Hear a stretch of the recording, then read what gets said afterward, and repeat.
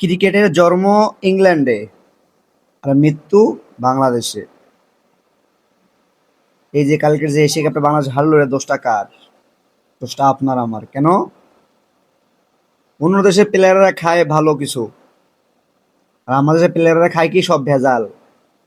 আর বাঙালি মানে তো ভাই ভেজাল, ভেজাল ছাড়া কিছু নাই। এর যদি খাওয়ান, হাড়ে কোনো ক্যালসিয়াম নাই, পটাশিয়াম নাই, কিচ্ছু নাই। এরা খাবে কি?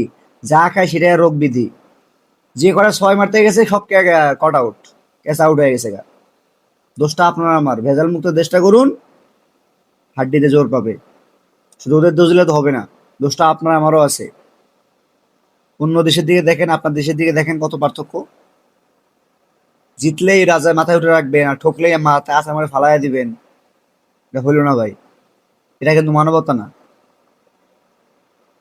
তারা কিন্তু ভাই ইচ্ছে করে কাজটা করে না, তারা কম কিছু করে না তাদের জন্য যে দেশটাকে কিভাবে এগিয়ে নিয়ে যাবে।